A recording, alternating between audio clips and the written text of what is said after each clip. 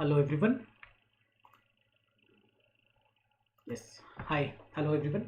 हम लोग जो आज हमारा टॉपिक है, ठीक है, उसको हम लोग एनसीईआरटी प्लस की सीरीज़ को हम लोग कंटिन्यू कर रहे हैं। ठीक है, एनसीईआरटी प्लस वाली जो सीरीज़ है हमारी, इसको कंटिन्यू कर रहे हैं। जो चैप्टर थर्ड है उसी को भी हम लोग कंटिन्यू कर रहे हैं। ठीक है, चैप्टर थ्री जो है उसको कंटिन्यू कर रहे हैं। चैप्टर थ्री में एक बहुत ही इंपॉर्टेंट कॉन्सेप्ट है। ठीक है, chapter three is about money and banking. ठीक, मनी एंड बैंकिंग के हिसाब के बारे में अभी हम लोग उसमें मनी को कवर कर रहे हैं। मनी में हम लोगों ने क्या देख लिया था? एवोल्यूशन देख लिया था। ठीक है, एवोल्यूशन देखा था। ओके, एंड एवोल्यूशन में हम लोगों ने देखा कि एक्सचेंज करने का दो तरीका था, या तो आप बार्टर से कर सकते हो या फिर आप किसी इंटरमीडिएट चीज़ को ला सकते हो, किसी medium of exchange that is money को ला सकते हो। ठीक है, मनी में हम लोगों ने देखा कि मनी कहाँ से कहाँ वो ट्रैवल किया है। तो पहले कमोडिटी मनी यूज़ किया जाता था, इसमें कुछ इशू था। इसमें कुछ इशू था तो हम लोग मेटल कॉइन पे गए थे। ठीक है, मेटल में हम लोगों ने गोल्ड का केस देखा था। गोल्ड के ही बेसिस पे तीन तरीके का रिजर्व सिस्टम होता था। फुल रिजर्व सिस्टम होता था, प्रोपोर्शनल या फ्रैक्शनल रिजर्व सिस्टम कह लो वो होता था, and third thing was minimum reserve system. ठीक है, ये सारी चीज़ें हम लोग पढ़ चुके थे। आज काफ़ी इंपॉर्टेंट एक टॉपिक है विच इज़ वेरी कॉन्सेप्चुअल, बहुत कॉन्सेप्चुअल है। इसलिए आपको थोड़ा अच्छे से ध्यान से इस चीज़ को पढ़ना पड़ेगा, बहुत ही ध्यान से पढ़ना होगा। दैट इज़ जो डिमांड ऑफ मनी है उसका मोटिव्स क्या है। ठीक है, जो तीन मोटिव है ना वो निकल करके आता है यहाँ पर से, motive of demand for money में। Okay, very important topic. Okay, let's get started. Hi, this is me. Okay, demand of money की बात हो रही है। ठीक है, तो कुछ चीज़ें जो एक्सप्लेन किया गया है उसको भी हम लोग एक बार देख लेते हैं जो ये एनसीईआरटी में है। ठीक है, डिमांड फॉर मनी की बात करता है तो एक टर्म है कि लिक्विडिटी ऑफ मनी क्या होता है। लिक्विडिटी ऑफ मनी क्या होता है? ठीक है, तो मनी क्या है? मोस्ट लिक्विड एसेट के बारे में बोला गया। लिक्विडिटी का मतलब क्या होता है? ठीक है, लिक्विडिटी का मतलब होता है कि कोई भी ऐसा आपके पास एसेट है, कोई एसेट है आपके पास, लेट्स सपोज, ठीक है, और वो कितना इजीली आपको पैसे की ज़रूरत पड़ी, लेट्स सपोज, ठीक है, आपको पैसे की ज़रूरत पड़ी किसी ट्रांजैक्शन मोटिव के लिए या किसी मोटिव के लिए ज़रूरत पड़ा है। ठीक है, आपको कोई ट्रांजैक्शन करना है कंजम्पशन के लिए, या फिर आपको पैसे जो है किसी और मोटिव के लिए चाहिए, लेट्स सपोज स्पेकुलेशन के लिए चाहिए कि आप कुछ इन्वेस्ट करना चाहते हो या फिर आप कंज्यूम करना चाहते हो। तो जो आपके पास एसेट है ना, उसको आप कितना ईजिली कन्वर्ट कर सकते हो ताकि आपका मोटिव्स फुलफिल हो पाए। ताकि जो आपका मोटिव है ना, whether motive is consumption, whether motive is consumption और मोटिव इज इन्वेस्टमेंट, कुछ भी हो सकता है। ठीक है, तो आपके पास जो एसेट है आप उसको कितना इजीली जो है आप कन्वर्ट कर सकते हो इजीली, ताकि आपका मोटिव जो है वो फुलफिल हो सके। इसमें मनी सबसे लिक्विड एसेट माना जाता है। क्यों? लिक्विड का क्या मतलब होता है? द सिंपल मीनिंग इज कि मनी मोस्ट लिक्विड क्या है, क्यों है? Because it is universally acceptable, ठीक है, and can easily B exchanged for goods and services. मैंने बोला कि आपका जो भी मोटिव है ना, जो भी मोटिव है, लेट्स सपोज मोटिव आपका जो है गुड्स एंड सर्विसेज का परचेज करना है। ठीक है, अब लेट्स सपोज कि आपके पास सिर्फ लैंड पड़ी हुई है, लेट्स सपोज कि आपके पास कैश पड़ा है। अब आप बताओ कि आपको कुछ कार खरीदना है, लेट्स सपोज, ठीक है, आपके पास कैश पड़ा है और आपके पास लैंड पड़ा है एंड आपको कार खरीदना है। तो किस चीज़ से ज़्यादा आसानी होगा कार खरीदनी? ठीक है, अगर आपके पास कैश है तो आप डायरेक्टली लेकर के जाओगे और कार वाले को दोगे, वो आपको कार डिलीवर कर देगा। It is very easy. आपको अगर लैंड से करना है, लैंड भी एक एसेट है आपके पास, बट अगर आपको लैंड से करना है तो क्या करना पड़ेगा? लैंड को पहले बेचना पड़ेगा, बेचने के लिए आपको, सेल करने के लिए आपको बायर ढूंढना पड़ेगा, बायर ढूंढना पड़ेगा, which is a tough task. उसके बाद उसमें बहुत सारी लीगल फॉर्मेलिटीज़ होगी, बहुत सारा लीगल फॉर्मेलिटीज़ होगा। तो पता चला कि इस चीज़ को पूरा का पूरा करने में कितना दिन लग गया? तो लेट्स सपोज कि 2 मंथ लग चुका है, 1 मंथ लग गया, 2 मंथ लग गया, कुछ लग गया। तो अब जो आपका परचेज का डिसीजन है ना, वो बहुत लेट हो चुका है। ठीक है, वो बहुत क्या हो चुका है? लेट हो चुका है। That means what? That yes, is land an asset, बिल्कुल है, बट क्या ये बहुत लिक्विड एसेट है? क्या लिक्विड का मतलब कि यूनिवर्सली जो है आप ये बोला जा रहा है कि एक्सेप्टेबल हो एंड बहुत ईजिली जो है उसको कन्वर्ट किया जा सकता है। तो दो वर्ड को आपको ना यहाँ पे ध्यान रखना है जब भी आपको लिक्विड की बात करेगा ना रॉबर्ट। ठीक है, जब भी आपको लिक्विड की बात करेगा ना किसी चीज़ में, तो आपको इस बात को ध्यान रखना है कि लिक्विडिटी का मतलब क्या आता है। ओके,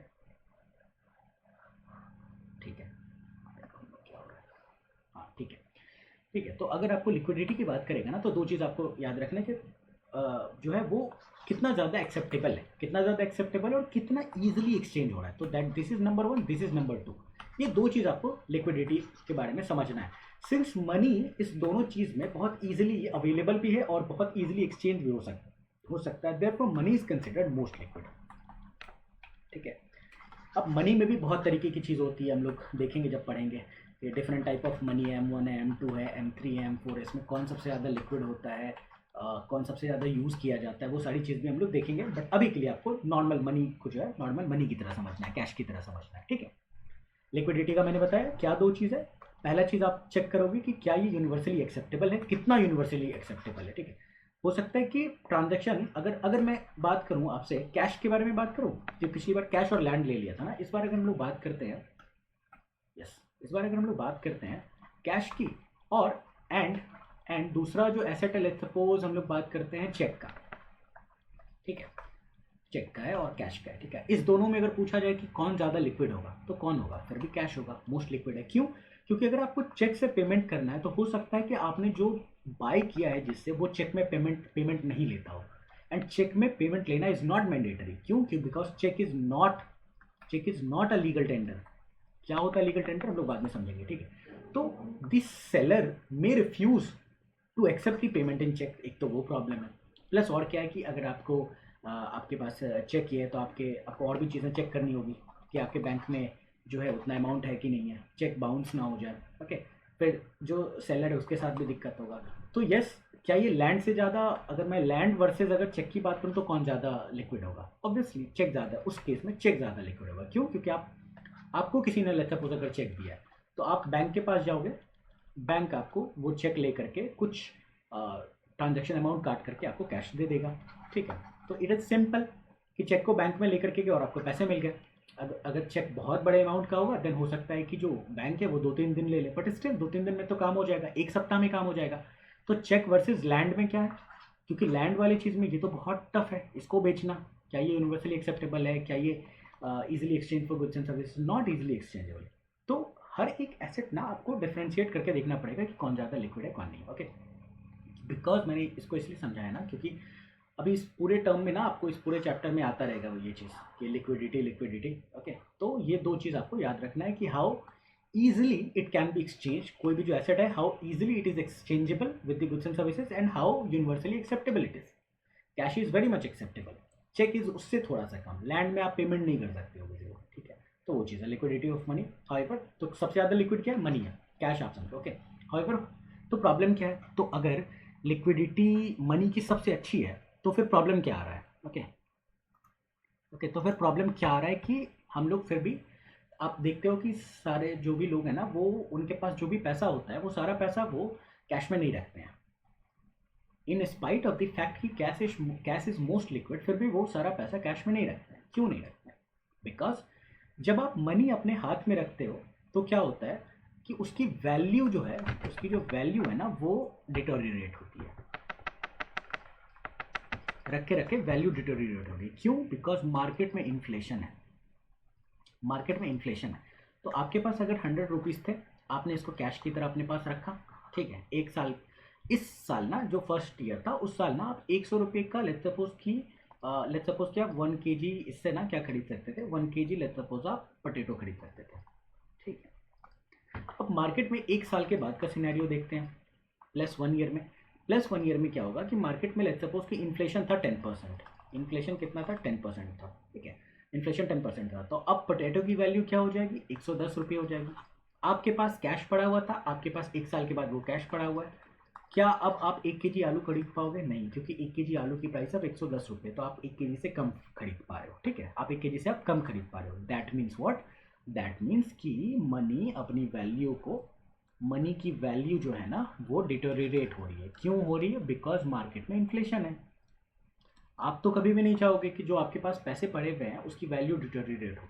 एटलीस्ट आप ये चाहोगे, एट दी वेरी लीस्ट आप ये चाहोगे कि ठीक है, आपके जो पैसे हैं अगर वो अप्रिशिएट नहीं हो रहा, अगर वो बढ़ नहीं रहा है, तो आप चाहोगे कि एटलीस्ट तो इन्फ्लेशन को तो बीट करे या इन्फ्लेशन के आसपास रहे, ठीक है। कि इसीलिए लोग क्या करते हैं, जो अपना पैसा है ना, जो कैश है, उसको क्या करते हैं, किसी एसेट में डालते हैं, किसी एसेट में डालते हैं। ये एसेट बॉन्ड हो सकता है, स्टॉक्स हो सकता है, म्यूचुअल फंड जो भी चीज़ें होती है उसमें हो सकता है, या फिर क्या होगा कि बैंक में डाल देंगे। बैंक में सेविंग्स अकाउंट में डाल सकते हैं, ठीक है। Savings account, current account, current में नहीं, सेविंग्स अकाउंट, क्योंकि इसमें कुछ इंटरेस्ट मिलता है, जो भी चल रहा है ऑलमोस्ट 2.5% के आसपास चलता है, ठीक है। या तो सेविंग अकाउंट में डाल देंगे या फिर टाइम डिपॉजिट में डाल दिया जाएगा। Time deposit like fix deposit और जो रिकरिंग डिपॉजिट होता है, लेट्स सपोज कि डिपॉजिट पे कितना मिल रहा है आपको, तो ऑलमोस्ट 6% के आसपास मिल रहा होता है, ठीक है। दैट मीन्स व्हाट, कि अगर आप बैंक में आप पैसा अपने पास 100 रुपीज़ जो आपके पास थे उसको नहीं रखोगे, और प्लस 1 ईयर के लिए आपने इसको बैंक में रख दिया, लेट्स सपोज बैंक में रख दिया, सेविंग अकाउंट में रखा, तो 2.5% मिला, तो आपके पैसे अगले साल क्या हो जाएंगे, 102.5 हो जाएंगे, ठीक है।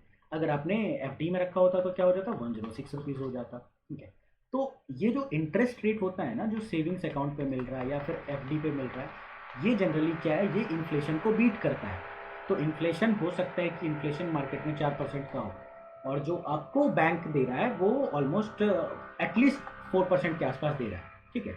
या फिर कुछ भी एक दे रहा है जो कैश रखने से बेटर है। कैश रखने से तो बेटर है कि आप 2.5% पे ही रख दो, ठीक है। ये 2.5% का ही इंक्रीमेंट होगा, बट होगा तो कुछ, ओके। तो जो भी आपके पास पैसे होते हैं, जो कैश है, जो आपके पास कैश है, उसकी लिक्विडिटी बहुत अच्छी होती है, बहुत अच्छी है, कि आपका कोई भी ट्रांजेक्शन का काम है तो उसमें बहुत अच्छा काम आ जाएगा। बट फिर कैश रखना अपने आप में प्रॉब्लमेटिक है, क्यों, क्योंकि उसकी वैल्यू डिटोरिएट हो रही होती है, वैल्यू डिटोरिएट होती है इन्फ्लेशन के कारण, इसलिए आप उसको एसेट में रखना चाहते हो। The first thing is this. Second चीज़ क्या है, कैश को आप ऐसे भी नहीं रखना चाहते हो, क्यों, because there is possibility of theft, there is possibility of theft, there are other possibilities कि किसी तरीके का एक्सीडेंट हो जाता है आपके घर में, लेट्स सपोज फायर लग जाए, फायर वायर हो जाए, तो हो सकता है कि जो कैश आप रखे हुए वो जल जाएगा। देयरफॉर देयर आर मेनी इवेंचुअलिटीज की क्या हो सकता है, ओके। तो आप क्या करते हो, जो आपके पैसे हैं उसको रखते हो किसी एसेट में, but the major thing is कि क्यों रख रहे हो, ताकि आपका जो कैश है, जो भी चीज़ है, उसकी वैल्यू जो है वो इंक्रीज हो, ओवर द टाइम वो इंक्रीज हो सके, ओके। तो डिमांड फॉर मनी को आज हम लोग पढ़ने वाले हैं, कि जो मनी है, मनी है दैट इज जो आपके पास कैश है, ये जो कैश है ना, इसका डिमांड, इसका कौन कौन सा डिमांड है, ये क्यों ज़रूरत पड़ रहा है लोगों को, ओके। तो क्यों ज़रूरत पड़ रहा है उस चीज़ को हम लोग देखेंगे। अभी हम लोगों ने क्या देखा, लिक्विडिटी ऑफ मनी क्या, how ever holding money involves an opportunity cost. What is opportunity cost, opportunity cost का ये मतलब होता है, एक एग्जांपल हमेशा लिया जाता है कि लेट्स सपोज कि आप यूपीएससी का प्रिपरेशन करने के लिए आए हो और आप आईटी जॉब करते थे, ठीक है। यहाँ पे आपकी कुछ सैलरी थी, let's suppose 10 lakh per year की आपकी सीटीसी थी, ठीक है। एंड आप यूपीएससी की तैयारी करने आए हो, ठीक है। कैसे करने आओ, आईटी की जॉब को छोड़ के आए हो, आपने इसको छोड़ दिया है। दैट मीन्स जब आप यूपीएससी करने आओगे तो अपॉर्चुनिटी कॉस्ट क्या है, अपॉर्चुनिटी कॉस्ट ये होता है कि जब भी आप इकोनॉमी में एक नेक्स्ट ऑल्टरनेटिव इकोनॉमिक डिसीजन, एक डिसीजन ले रहे हो, तो जब भी आप नेक्स्ट एक इकोनॉमिक डिसीजन लोगे, तो आप क्या फोरगो कर रहे हो, आप क्या फोरगो कर रहे हो, ठीक है। दैट इज अपॉर्चुनिटी कॉस्ट, की the cost involve in taking the next best opportunity, the cost involved in taking the next best opportunity, what you are foregoing, what you are foregoing your salary of 10 lakh rupees per year, ठीक है। ये जो आपकी CTC आप ये forgo कर रहे हो, ये आपको नहीं मिलेगा, okay. This is called opportunity cost. तो मनी के केस में जो हम लोग होल्डिंग मनी है उसमें अपॉर्चुनिटी कॉस्ट क्या है, कि यस, एडवांटेज ये है, एडवांटेज ये था कि आप रखते तो लिक्विडिटी अच्छी होती। What was the advantage, advantage was liquidity, which is a good thing, this is a advantage. But आप जो है क्या कहते हैं, होल्डिंग मनी का अपॉर्चुनिटी कॉस्ट क्या है, कि अगर आप ये एडवांटेज लेते हो, लिक्विडिटी वाली एडवांटेज को लेते हो, तो नेक्स्ट जो एडवांटेज है, नेक्स्ट एडवांटेज क्या है, कि अगर आप बैंक में रखते तो आपको जो है कुछ इंटरेस्ट रेट मिलता, कुछ इंटरेस्ट मिलता, दैट इज आपकी कमाई होती, ओके। सो अपॉर्चुनिटी कॉस्ट है होल्डिंग मनी का, क्या है opportunity cost, that four going of this interest rate, interest rate पे जो आपको इंटरेस्ट पेमेंट मिलता, इंटरेस्ट पेमेंट मिलता, आप ये फॉरगो कर रहे हो। अच्छा, उल्टा भी है, अपनी और भी किसी चीज़ की अपॉर्चुनिटी कॉस्ट भी हो सकती है, ठीक है। कि लेट्स सपोज कि आपने जो है क्या किया है कि लेट्स सपोज कि आपने जो पैसे हैं ना वो बैंक में रखना का सोचा है, बट आप लिक्विडिटी में नहीं रखना चाहते हो, तो यहाँ पे प्रॉब्लम, अपॉर्चुनिटी कॉस्ट क्या हो जाएगा, लिक्विडिटी का हो जाएगा, but that is not economically calculatable, की कैलकुलेट कर सकते हो वो चीज़, ठीक है। तो दैट इज होल्डिंग मनी, जब आप होल्ड करते हो मनी तो उसका अपना एक अपॉर्चुनिटी कॉस्ट है। क्या अपॉर्चुनिटी कॉस्ट है, that you are forgoing on the interest that you could have earned, जो आप पैसे कमा सकते थे, ओके। इसके बारे में ये बात कर रहा है, ओके, ठीक है। लेट मी रब इट,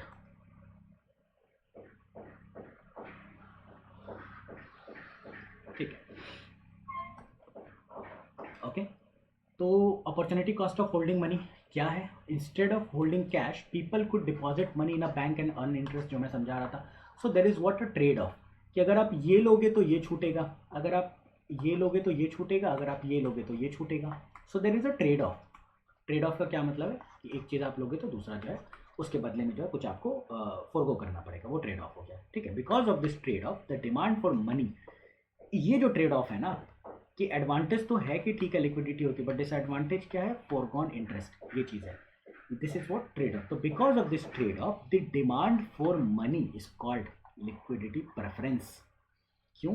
क्योंकि आप अगर लिक्विडिटी ऑप्ट करते हो, लिक्विडिटी को आप प्रेफर करते हो, लिक्विडिटी को आप प्रेफर करते हो, ठीक है, तो अगर आप लिक्विडिटी को प्रेफर करोगे तो इसका एक ट्रेड ऑफ है, दैट इज आपको इंटरेस्ट पेमेंट जो आपको मिल सकता था उसको आपको फोरगो करना पड़ेगा, जो आपका अपॉर्चुनिटी कॉस्ट है. ठीक है. सो जब भी आप कैश रखने की कोशिश करोगे ना, जब भी आप demand for money, that is जब भी आप कैश होल्ड करना चाहोगे, कैश होल्ड करना चाहोगे, that is cash is most liquid. तो जब भी आप लिक्विडिटी कैश को होल्ड करना चाहोगे अपने पास, कैश रखना चाहोगे अपने पास, because of different reason, 3 primary reason है, वो अभी हम लोग देखेंगे. ठीक है. जब आप कैश होल्ड करना चाहते हो अपने पास 3 मोटिव के लिए, एक को प्रिकॉशनरी मोटिव कहते हैं, एक को ट्रांजेक्शनरी मोटिव कहते हैं और एक को आप स्पेकुलेटिव मोटिव कहते हैं. अगर आप इस पीटीएस मोटिव के लिए कैश को अपने पास होल्ड करना चाहोगे, दैट इज लिक्विडिटी को अपने आप लिक्विडिटी को प्रेफर करना चाहोगे. कैश होल्ड करने का क्या मतलब है कि आप लिक्विडिटी को प्रेफर कर रहे हो. जब आप लिक्विडिटी को प्रेफर करते हो, ठीक है, जब आप लिक्विडिटी को प्रेफर करते हो तो इसको हम लोग कहते हैं डिमांड फॉर मनी. ठीक है, डिमांड फॉर मनी यही चीज़ है. ठीक है, तो इस चीज़ को जो है यहाँ पे समझाया गया है. Okay okay. तो अब हम लोग ये जो पीटीएस मोटिव की हम लोग बात कर रहे थे ना, इस पीटीएस मोटिव को अभी हम लोग समझेंगे कि मोटिव्स फॉर होल्डिंग मनी. ठीक है, people hold mainly due to 2 motive. 2 इसलिए हम लोग कह देते हैं ना क्योंकि जो प्रिकॉशनरी मोटिव है ना, प्रिकॉशनरी मोटिव जो हमारा है ना, वो जो है ये काफ़ी मिनिमल होता है. Minimal with respect to what, with respect to आपका transactionary demand for money, transactionary motive के लिए, और जो स्पेकुलेटिव मोटिव होता है इसके कंपैरिजन में प्रिकॉशनरी मोटिव जो मोटिव है, प्रिकॉशनरी मनी जो है वो जो है बहुत कम होता है. इसलिए अदरवाइज आप इसको 2 मोटिव नहीं 3 मोटिव ले लिखोगे. ठीक है, 3 मोटिव से लिखोगे. ठीक है, ओके. यही चीज़ मैं कह रहा था, transaction motive, speculative motive and precautionary motive. Okay, तो अब हम लोग स्टार्ट करते हैं ट्रांजैक्शन मोटिव से, विच is very important. Transaction motive को समझते हैं. ठीक है, ओके. तो आप ये समझो कि ट्रांजैक्शन मोटिव की हम लोग बात कर रहे हैं. ट्रांजैक्शन मोटिव क्या है कि आपकी जो डेली आपको कुछ कैश की तो ज़रूरत पड़ रही होगी. क्यों? क्योंकि आप अर्न जब करते हो, आप अर्न जो है, जो आपको मंथ जो आपकी इनकम आ रही है, अर्निंग है, वो एक दिन में आती है. ठीक है, बट आप स्पेंड क्या कर रहे होते हैं, पूरे के पूरे मंथ में कर रहे होते हैं. मंथ 30 डेज में कर रहे होते हैं, है ना, ये चीज़ है. तो आप अर्न भले ही आपकी सैलरी एक दिन आएगी, आप स्पेंड पूरे के पूरे 30 दिन तक आपको करना होगा. किसी दिन आपको मिल्क खरीदना है, आपको पोटैटो खरीदना है. ठीक है, बहुत सारी चीज़ें हैं. आपकी तबीयत ख़राब हो गई तो आपको मेडिसिन खरीदना है. So you spend on the entire month but you earn on 1 day. तो ट्रांजैक्शन जो है, वो ट्रांजैक्शन क्या है, होता रहता है. ओके, ट्रांजैक्शन जो है होता रहेगा. तो ट्रांजैक्शन की मोटिव के लिए भी ना हमें कैश की ज़रूरत पड़ती है. So the primary reason for holding money is to carry out daily transactions. Okay, this is the thing. Income, यही जो मैं बता रहा था कि income is received at specific interval, कि हर 30 दिन पे एक दिन आता है. ठीक है, तो इसका पीरियड क्या है, इंटरवल क्या है, 30 डेज का, कि हर 30 दिन पे ना, हर 30 दिन पे जो है आपको जो है पैसे आ रहे हैं. बट स्पेंडिंग क्या होता है, वो कंटिन्यूस होता है, हर दिन हो रहा होता है, एवरी डे. इसका इंटरवल क्या है, 30 डेज. इनकम का इंटरवल आपका 30 डेज का है कि आप 30 दिन के बाद आप कमा रहे हो. बट आपका जो स्पेंडिंग है उसका इंटरवल क्या है, अगर इसका इंटरवल निकालेंगे तो वो डेली होगा. आप डेली छोड़ो, हर दिन के भी बेसिस पे आप हर आवर पे कुछ ट्रांजैक्शन कर रहे हो, कि आपने कभी जोमेटो से कुछ मंगा लिया, दिन नेक्स्ट मोमेंट आपको मेडिसिन की ज़रूरत पड़ गई. ठीक है, तो विद इन अ डे भी जो है, तो इसका इंटरवल जो है वो काफ़ी लाइक फ्लो टाइप का चीज़ हो गया ये, बिल्कुल. ठीक है, तो ये चीज़ है. Okay, this is what NCERT इसको समझाता है कि example, individual income and spending. Suppose a person receives 100 at the beginning of the month and she spends this amount gradually over the month. तो बिगिनिंग के मंथ में जो beginning of the month जो है उसमें जो है कितना था इनके पास, पैसे कितने थे, 100 rupees. End of the month let's suppose कि पूरा का पूरा जो है वो कंज्यूम कर गया, जितना पैसा था ना वो सारा का सारा खर्च कर गया, तो लास्ट के मंथ में कितना हो जाएगा, 0 रुपीज़ हो जाएगा। एवरेज कैश क्या हो जाएगा, एवरेज कैश होल्डिंग कितना रहा इस पर्सन के पास, दैट इज इनिशियल कितना था प्लस लास्ट कितना था डिवाइडेड बाय 2, जी सेट है, ठीक है। तो that is what, that is 50 rupees का जो है वो एवरेज कैश होल्डिंग हो जाएगा। This average cash balance is 50 rupees. Okay, इस चीज़ को समझाया गया। ओके, ट्रांजैक्शन वर्थ कितना हो रहा है पर मंथ में, 100 रुपीज़। हम लोग क्या मान करके चल रहे हैं कि सारा का सारा जो ट्रांजैक्शन है, जो भी ट्रांजैक्शन जो भी आपने कमाया है वो पूरा का पूरा ट्रांजैक्ट कर लिया है, ठीक है। तो ट्रांजैक्शन वर्थ कितना, 100 rupees, rupees 100 per month. Average transaction अभी हम लोगों ने निकाला, that is 100 plus and month में आपके पास 0 रुपीज़ बचे थे, divided by 2, that is equal to 50, ठीक है। ये चीज़ है। So transaction demand equals a fraction of income और ट्रांजैक्शन, फ्रैक्शन ऑफ इनकम्स और ट्रांजैक्शन, बिल्कुल सही बात है, ठीक है। ट्रांजैक्शन का जो डिमांड है, ट्रांजैक्शन के जो डिमांड है इक्वल्स, ट्रांजैक्शन का डिमांड क्या है यहाँ पे, 50 रुपीज़ का एवरेज ट्रांजैक्शन की डिमांड की बात हो रही है। And it is a fraction of the income, income क्या था, 100 रुपीज़ था। तो यहाँ पे वो फ्रैक्शन क्या है, यहाँ पे वो फ्रैक्शन है दैट इज 50 डिवाइडेड बाई 100, ठीक है, दैट इज 1/2, ठीक है। ये फ्रैक्शन क्या हो जाएगा, ये फ्रैक्शन है। ओके, सो वो चीज़ को समझाया गया है। ओके, ओके, ट्रांजैक्शन डिमांड को हम लोग और अच्छे से समझते हैं, ठीक है। Yes, okay, let's start. So yes, transaction demand की हम लोग बात कर रहे हैं, ठीक है, ट्रांजैक्शन डिमांड की। Okay, so what we are talking about is, हम लोग क्या बात कर रहे थे, एक बार फिर से देख लेते हैं। हम लोग बात कर रहे थे motives behind demand for money.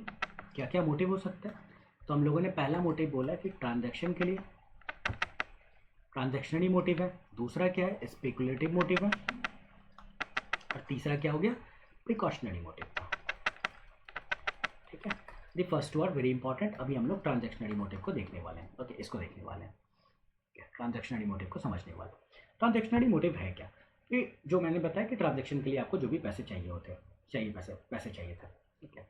तो आप एक एग्जाम्पल समझो, आप इकॉनमी में एक जो है आप एक एग्जाम्पल समझो कि लेट्स सपोज कि एक पर्सन 1 है, ठीक है, एक पर्सन 2 है और एक पर्सन 3 है। ये तीन हम लोग ना एक तरीके से समझ लेते हैं कि तीन इकोनॉमी में जो है ये बिजनेस समझ लो आप, ठीक है।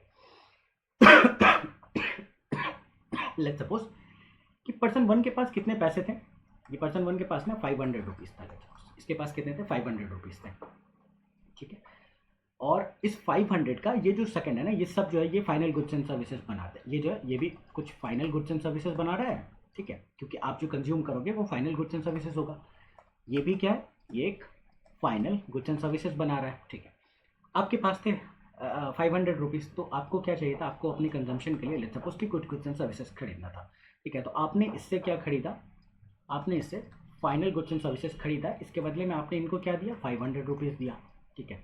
अब इस पर्सन के पास कितने रुपीज़ हैं, 500 रुपीज़ हैं। इस 500 रुपीज़ से इस पर्सन को भी ना चाहिए था पैसे, ये जो पर्सन है इनके इनके पास भी कुछ फाइनल गुड्स एंड सर्विसेज है, और इनके पास जो फाइनल गुड्स एंड सर्विसेज था वो इनको चाहिए, तो इसने क्या डिलीवर किया, फाइनल गुड्स एंड सर्विसेज, इसने इनको क्या दिया है, तो 500 रुपीज़ दिया, ठीक है।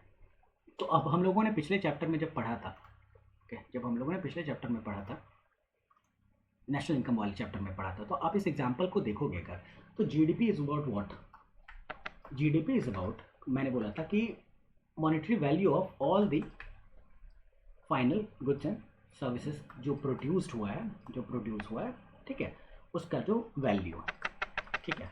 जो final goods and services produce हुआ है उसका क्या वैल्यू है, उस सबको आप ऐड कर देते तो आपको जीडीपी निकल आता, ठीक है। क्या हुआ है, तो 500 रुपीज़ हुआ है, ठीक है, 500 रुपीज़ हुआ है, ये चीज़ हो गया, ठीक है। तो इकॉनमी जो है, एक लेट्स सपोज कि एक और पर्सन है, ठीक है, सेम चीज़, अब इसके पास पैसे आए, ये भी फाइनल गुड्स एंड सर्विसेज लेकर के आया, ये इसको दिया, इसने इसको वो वाला 500 दिया, एंड सब final goods and services produce कर रहा है। तो सब फाइनल गुड्स एंड सर्विसेज को आप ऐड कर दोगे तो जीडीपी निकल आएगा। तो जीडीपी कितना है, फर्स्ट स्टेज पे ये वाला आप ऐड कर लो, ठीक है, तो ये 500 हो गया, देन ये 500 हो गया, देन ये 500 हो गया, that is this 500 plus this 500 plus this 500, that is GDP कितना हो गया 1500 रुपीज़ का। क्यों? Because GDP is about monetary value of all the final goods and services produced in the economy. ठीक है, तो जीडीपी कितना हो गया, this is what, this is GDP. ठीक है, ये जीडीपी हो गया इसका। बट ठीक है, तो ये क्या हो गया, उसका जीडीपी हो गया। ओके, और ट्रांजैक्शन की अगर हम लोग बात करें तो कितने पैसे एक्चुअल में, कितने पैसे थे, जो कौन सा पैसा घूम रहा है एक्चुअल में, अगर आप देखोगे ना तो पैसे तो बस इतने ही थे। पैसे अगर आप देखोगे ये रहा। ओके, तो पैसे तो बस इतने थे। ये जो 500% 1 के पास था, इस यही 500% 2 के पास गया, फिर यही 500% थर्ड के पास गया, फिर यही पैसे जो है पर्सन फोर्थ के पास गया है। क्या कोई नए पैसे थे कहीं और से, कहीं से पैसे आए क्या? हम लोग इस एग्जाम्पल को जब देख रहे हैं सिंप्लिसिटी के लिए जो है, ये 4 लोगों का एग्जाम्पल ले रहे हैं और समझ रहे हैं। ठीक है, तो पैसे कितने थे 500, यही 500 जो है एक बार यहाँ यूज हुआ, एक बार इस ट्रांजेक्शन में यूज हुआ, एक बार इस ट्रांजेक्शन में यूज हुआ है। 3 ट्रांजेक्शन में ये 500 रुपीज़ यूज हुआ है। ठीक है, 3 ट्रांजेक्शन में ये 500 रुपीज़ यूज हुआ है। तो जीडीपी कितने का प्रोड्यूस हुआ है इस 500 रुपीज़ से? 1500 की जीडीपी प्रोड्यूस हो चुकी है। ठीक है, तो जीडीपी कितने का प्रोड्यूस हुआ, that is final value of all the goods and services produced in the economy, that is what, that is 1500 rupees. ठीक है, वो 1500 रुपीज़ हो जाएगा। बट अगर आप देखोगे ना कि ट्रांजैक्शन के लिए मनी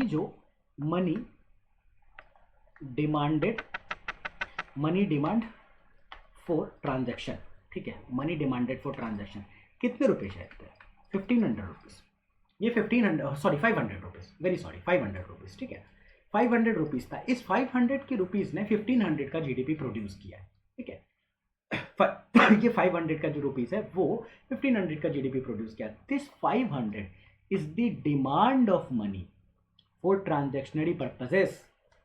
सारे इकोनॉमी के ट्रांजैक्शन में कितने रुपए की जरूरत थी? 500 रुपीज़ की जरूरत थी। ट्रांजैक्शन अमाउंट, ये ट्रांजैक्शन अमाउंट 500 रुपीज़ का जो ट्रांजैक्शन अमाउंट है, ये पूरी की पूरी जीडीपी को चला रहा था। एंड इस 500 का जो अमाउंट है, ये 1500 की जीडीपी को प्रोड्यूस कर रहा था।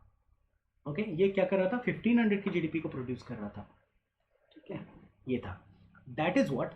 ये जो चीज़ है ना, इसको हम लोग क्या कहते हैं कि आप देखो कि क्या हो गया, तो मनी डिमांडेड और ये हो गया। ठीक है, और एक चीज़ हम लोग देखते हैं कि इसमें एक वेलोसिटी का कॉन्सेप्ट आता है। वेलोसिटी का कॉन्सेप्ट ये कहता है कि कितनी बार ये जो 500 है ना, ये हैंड चेंज कर रहा है। ठीक है, कितनी बार। अभी हम लोग भूल जाते हैं कि इस 1 के पास जो है पैसे कहाँ से आए। इस बात को हम लोग नेगलेक्ट करेंगे कि ये 1 के पास ये पैसे 500 कहाँ से आए, क्योंकि सिंप्लिसिटी के लिए कहीं से तो स्टार्ट करना पड़ेगा। ठीक है, तो फर्स्ट ट्रांजेक्शन ये, दैट इज पहली बार हाथ कहाँ चेंज हुआ? यहाँ पे चेंज हुआ। Let me change the pen. ठीक है, तो अगर हम लोग बात करेंगे, ठीक है, तो पहली बार कहाँ पे हुआ? यहाँ पे हुआ है। एक बार हाँ यहाँ हैंड चेंज हुआ। सेकेंड टाइम हैंड कहाँ चेंज हुआ? यहाँ हुआ। थर्ड टाइम कहाँ हैंड चेंज हुआ है? यहाँ पे हुआ है।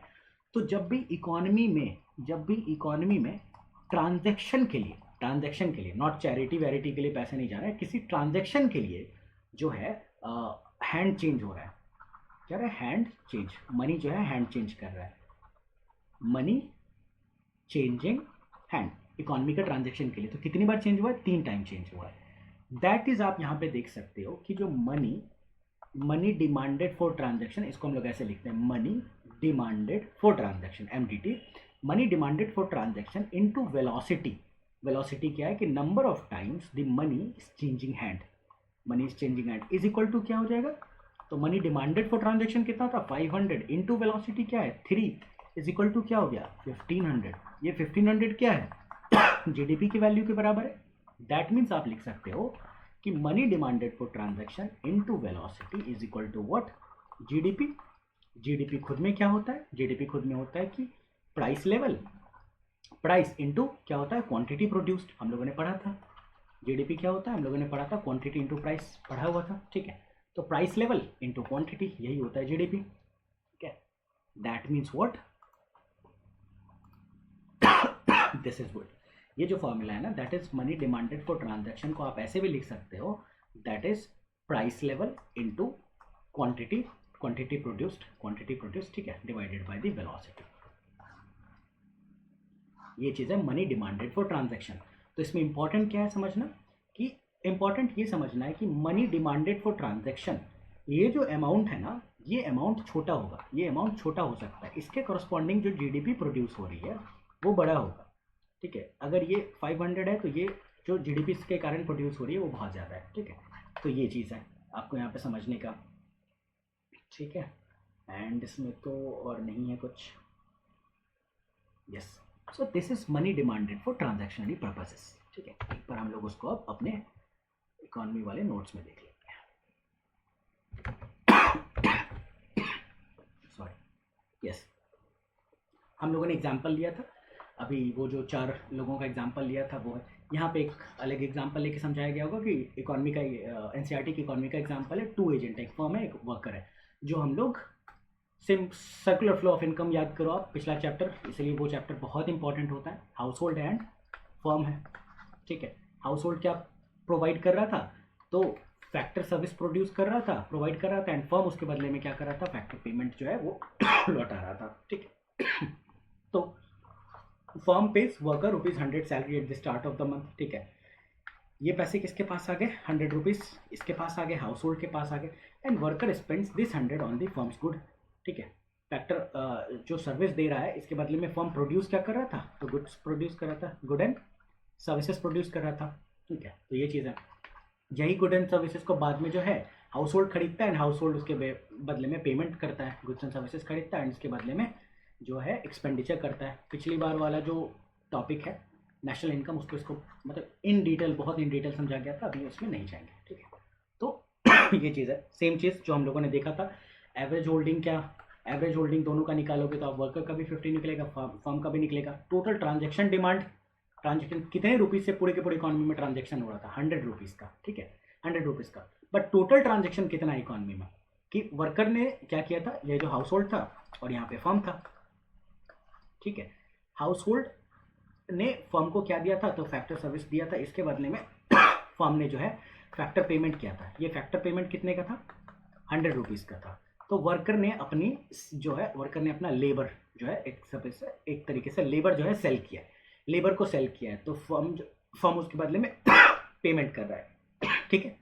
अब हाउस होल्ड के पास ये ₹100 आ गए थे, हाउस होल्ड के पास ₹100 आ गए, तो हाउस होल्ड ने फर्म से फिर कुछ खरीदा है, तो फर्म ने गुड्स एंड सर्विसेज प्रोड्यूस किया, प्रोड्यूस कर जो किया गया था, इस फैक्टर सर्विसेज जो प्रोड्यूस किया गया था वो बेचा, एंड इसके बदले में एक्सपेंडिचर किया। ये एक्सपेंडिचर भी कितने रुपए का था, तो ₹100 के आसपास का था, ठीक है, ₹100 का था, ओके।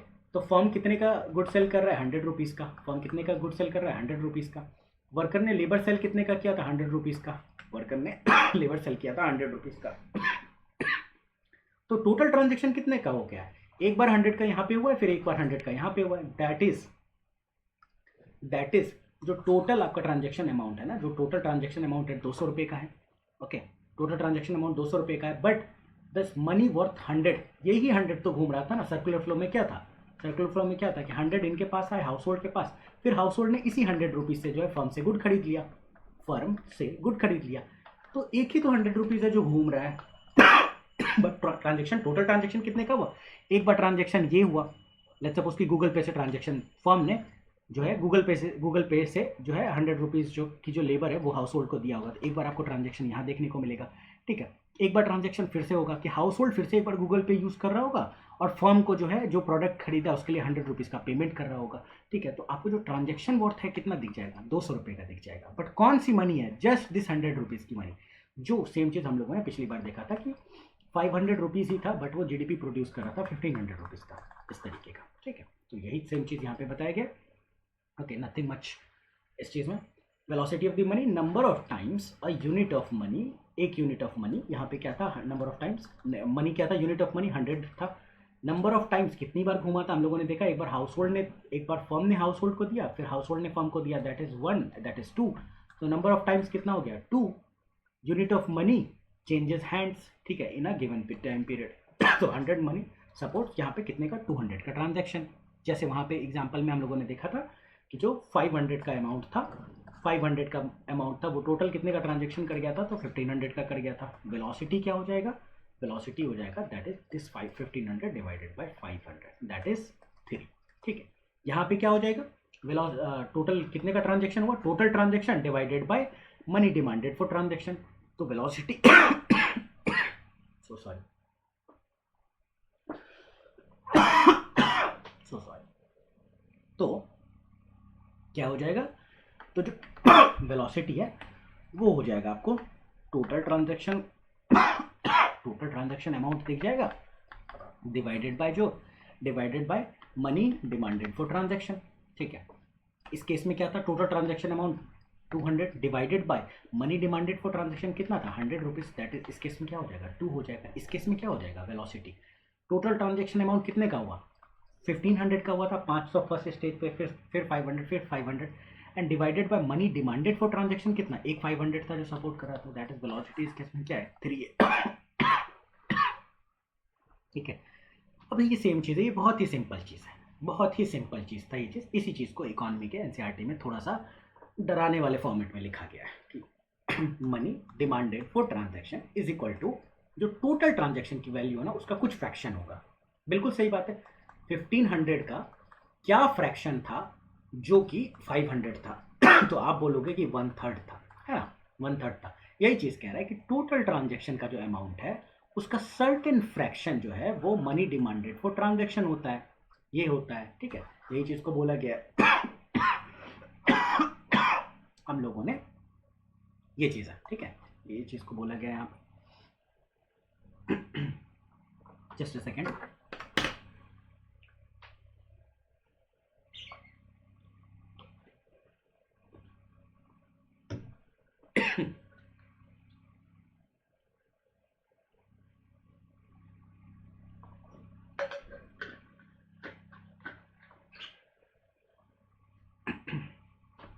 ये चीज़ को बोला गया है। ठीक है, सो ये चीज़ हम लोग समझ चुके हैं। इसकी वेलोसिटी के साथ क्या रिलेशन है, क्योंकि हम लोगों ने देखा था कि मनी डिमांडेड फॉर ट्रांजैक्शन को जब हम लोग वेलोसिटी से मल्टीप्लाई कर दे रहे थे ना, जब वेलोसिटी से मल्टीप्लाई कर रहे थे तो टोटल ट्रांजैक्शन का अमाउंट मिल जा रहा था।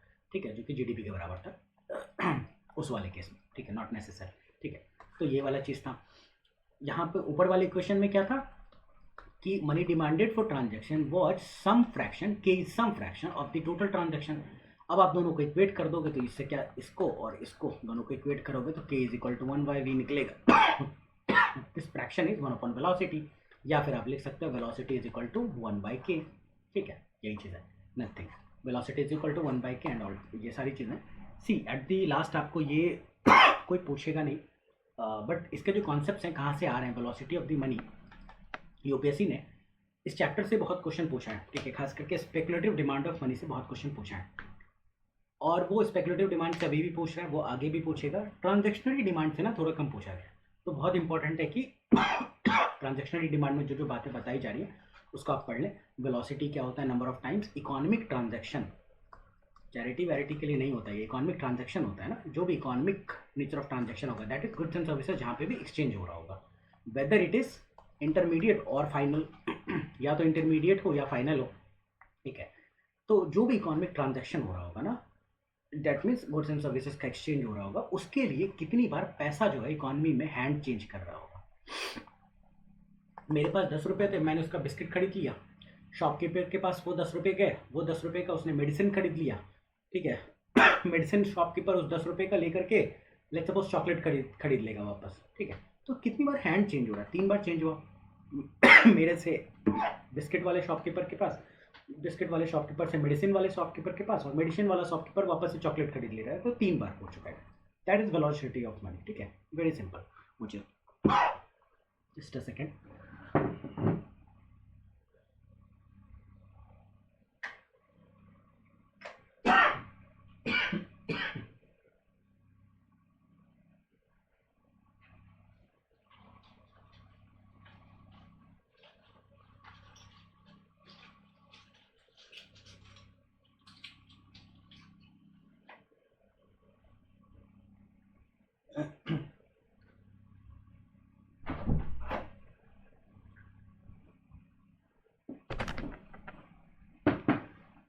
हाय, सो सॉरी।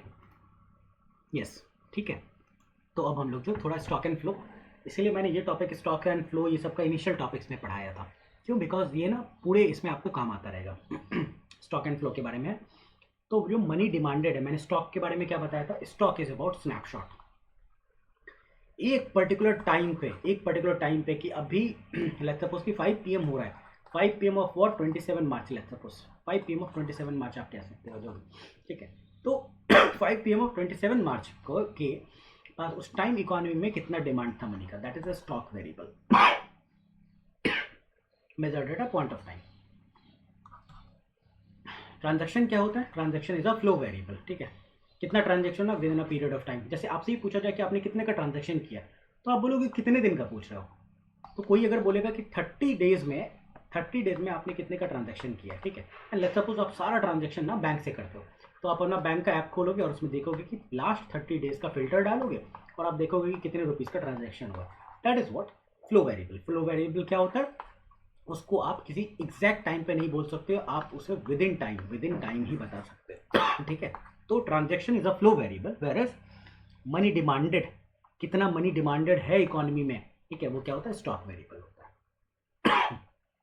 ओके ये इंपॉर्टेंट था, ये स्क्रीनशॉट जो है ना ये इंपॉर्टेंट था, इसलिए मैंने इसको जो है यहाँ पे लिख दिया। So what we are ultimately interested in learning relationship of what aggregate transaction demand for money. Aggregate मतलब total transaction demand for money of an economy and nominal GDP. जो हम लोगों ने देखा था कि क्या हुआ था, 500 रुपीज़ का ट्रांजैक्शन एमडीटी था, ये जो एमडीटी है, ठीक है। हम लोगों ने क्या देखा था, मनी डिमांडेड फॉर ट्रांजैक्शन था, इनटू वेलोसिटी किया था, तो क्या निकल करके आ गया था, वो जीडीपी के अमाउंट के बराबर निकल करके आया था okay. And nominal GDP the total value of the total value of annual transaction in an economy includes transaction on all intermediate goods and services and is clearly much more than nominal GDP। बिल्कुल सही बात है, क्यों, because कि let's suppose कि 3 stage की बात की कर रहे थे हम लोग अगर हम लोग ठीक है यहाँ समझा लेते हम लोग क्या बात कर रहे थे ठीक है। तो हम लोग यहाँ क्या बात कर रहे थे ना कि लेट्स सपोज कि पर्सन ए है, इसके पास कितने रुपीज़ थे, तो 500 रुपीज़ था, ठीक है। इसने पर्सन बी से कुछ खरीद लिया, पर्सन बी से कुछ खरीदा, लेट्स सपोज पर्सन बी से कुछ खरीदा, क्या खरीदा, तो पर्सन बी से टी लीव्स खरीद लिया, टी लीव्स खरीद लिया, तो इसके पास कितने आ गए, 500 रुपीज़ आ गए, ठीक है।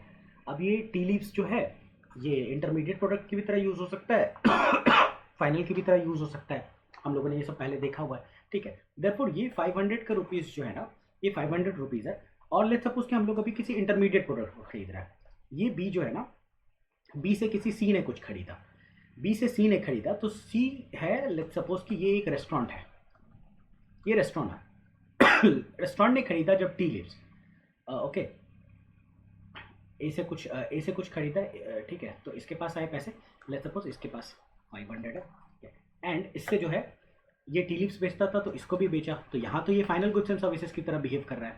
टी लीव्स ए क्या है, एक हाउस होल्ड है जो टी लीव्स खरीद रहा है ना, वो किस लिए खरीद रहा है, वो ताकि अपने कंजम्पशन के लिए टी बना सके, ठीक है। तो ये तो फाइनल गुड्स एंड सर्विसेज हो जाएगा। इस बी से सी ने भी कुछ खरीदा कितने का खरीदा, तो लेट्स सपोज कि सी ने भी कुछ खरीदा होगा, सी ने कुछ खरीदा ऐसे, तो सी एक रेस्टोरेंट ओनर है, ठीक है। तो इसने जो टी लीव्स खरीदा है तो वो किस चीज़ के लिए खरीदा है, कि वो टी को सेल करेगा, वो खुद के कंजम्पशन के लिए नहीं है, टी के सेलिंग के लिए, कंजम्पशन के लिए, ठीक है। सेल कितने का कर रहा है, तो लेट्स सपोज कि 500 का इसे टी लीव्स खरीदा, सी ने 500 का खरीदा, ये 800 का बेच रहा है, ठीक है, ये 800 का बेच रहा है। इस केस में जो आपको फाइनल गुड्स एंड सर्विसेज वाला चीज़ दिख जाएगा वो कितना है, final goods and services 500 rupees का इधर हो गया, 800 का इधर हो गया, दैट इज 1300 का, ठीक है, 1300 का। बट टोटल ट्रांजैक्शन कितना दिख जाएगा आपको, ठीक है। टोटल ट्रांजैक्शन अमाउंट पहले तो 500 रुपीज़ का यहाँ पे हो गया, फिर इंटरमीडिएट गुड के लिए भी कुछ 500 का हो गया, फिर इंटरमीडिएट गुड के लिए हो गया, इसके आगे का कुछ आया होगा तो वो भी हुआ होगा 1000 से ज़्यादा। दैट इज इंटरमीडिएट ट्रांजैक्शन जो है ना, इंटरमीडिएट ट्रांजैक्शन के लिए भी खर्चे हो रहे हैं, फाइनल ट्रांजैक्शन के लिए भी खर्चा हो रहा है, और पैसा कितना है, मनी डिमांडेड फॉर ट्रांजैक्शन, ये जो है ये है। तो मनी डिमांडेड फॉर ट्रांजैक्शन जो है वो ऑब्वियसली इन दोनों से कम होगा, क्योंकि जो टोटल डिमांड है मनी का वो किस किस चीज़ों पे खर्चा होता है, तो कोई इंटरमीडिएट प्रोडक्ट खरीद रहा होता है, कोई फाइनल प्रोडक्ट खरीद रहा होता है। इसी चीज़ को इकोनॉमिक एनसीईआरटी वहाँ पे बता रही है, क्योंकि बॉक्स में दिए हुए चीज़ काफ़ी इंपॉर्टेंट होता है, बॉक्स में दिया हुआ चीज़ इंपॉर्टेंट होता है, देयरफॉर मैंने इसको एक्सप्लेन किया। The total value of annual transaction ठीक है, in an includes transaction on all intermediate good भी, और इंटरमीडिएट गुड पे भी है, और फाइनल गुड्स एंड सर्विसेज पे भी है। तो जो भी ट्रांजैक्शन का अमाउंट MDT, जो भी ट्रांजैक्शन का अमाउंट इनटू वेलोसिटी किस चीज़ के ऊपर हो रहा होगा, ये अगर फाइनल गुड्स एंड सर्विसेज के ऊपर खर्च किया गया होगा तो वो तो जीडीपी हो जाएगा सिंपली, ठीक है। बट जो भी मनी डिमांडेड फॉर ट्रांजैक्शन है वो क्या है, वो इंटरमीडिएट गुड के भी लिए भी यूज़ हो रहा है। वो चीज़ कह रहा है कि and is clearly much greater than the nominal GDP. इस केस में तो ये जीडीपी के बराबर हो जाएगा, इनटू वेलोसिटी कर दोगे। But money demanded for transaction इसके लिए भी है, तो ट्रांजैक्शन का टोटल अमाउंट क्या हो जाएगा, इंटरमीडिएट गुड वाला भी और फाइनल गुड वाला भी ट्रांजैक्शन का अमाउंट ऐड हो जाएगा, ठीक है। ओके, तो ये चीज़ हो जाएगा। An increase in the nominal GDP implies an increase in the total value of the transaction and hence a greater transaction demand for। बहुत ऑब्वियस है कि आपको रिवर्स भी पता चलेगा कि अगर आप देखोगे ना कि एक रिलेशनशिप तो है कि अगर इकोनॉमी में नॉमिनल जीडीपी जो है वो इंक्रीज होती हुई दिख रही है, तो नॉमिनल जीडीपी इंक्रीज होती हुई दिख रही है ना, तो ये जो जीडीपी अगर इंक्रीज होती हुई आपको दिख रही है, इसका क्या मतलब है कि या तो वेलोसिटी में इंक्रीज हुआ है या फिर मनी डिमांडेड फॉर ट्रांजैक्शन में इंक्रीज हुआ है, ठीक है। दोनों केस में जो है जीडीपी को जो है इंक्रीज कर दिया जाएगा, दोनों केस में जीडीपी इंक्रीज होगी, ओके, ये चीज़ है। ओके, और हम लोगों ने क्या देखा, मनी डिमांडेड फॉर ट्रांजैक्शन के बारे में देखा, इनटू जब वेलोसिटी किया था वो कितने के बराबर हो रहा था, जीडीपी के बराबर हो रहा था। जीडीपी खुद में क्या होता है, जीडीपी खुद में होता है कि प्राइस लेवल, प्राइस को हम लोग पी से लिखते हैं, इनटू आउटपुट क्वांटिटी, ठीक है। आउटपुट क्वांटिटी को इकोनॉमी में वाई से डिनोट किया जाता है, ये है MDT V is equal to PY, ठीक है, ये चीज़ है। कंक्लूजन क्या है, transaction demand for money this is positively related to income and price level, is positively related to income and price level। इससे भी है, ठीक है, इससे जो है वो डायरेक्टली रिलेटेड है। इनकम से भी डायरेक्टली क्यों रिलेटेड है, क्योंकि जितना ज़्यादा इनकम होगा, इनकम जितना ज़्यादा होगा, ज़्यादा से ज़्यादा लोग जो है वो कंजम्पशन की तरफ ज़्यादा से ज़्यादा कंज्यूम करेंगे, ज़्यादा से ज़्यादा कंज्यूम करेंगे, ज़्यादा से ज़्यादा ट्रांजेक्शन करेंगे, दैट इज वेलोसिटी इंक्रीज होगा। वेलोसिटी इंक्रीज होगा तो क्या होगा, ये अगर इंक्रीज होगा तो जीडीपी इंक्रीज होगी, ठीक है, तो भी जीडीपी इंक्रीज होगी, ठीक है। इस तो ट्रांजेक्शन ये चीज़ भी डायरेक्टली रिलेटेड है, मनी डिमांडेड फॉर ठीक है। सो this is demanded money demanded for transaction. इसके बाद क्या है, हम लोग स्पेकुलेटिव मोटिव को देखते हैं, ठीक है। स्पेकुलेटिव मोटिव को थोड़ा समझने की कोशिश करते हैं।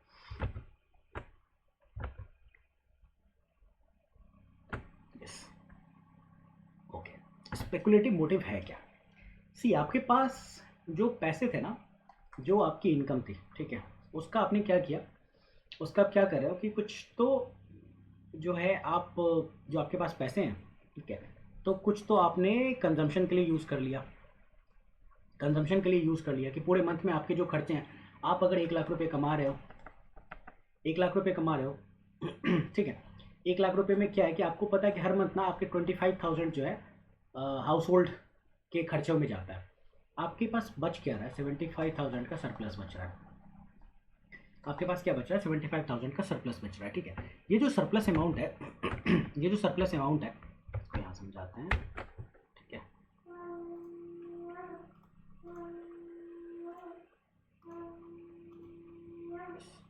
ठीक है, so what ever income do you that you have,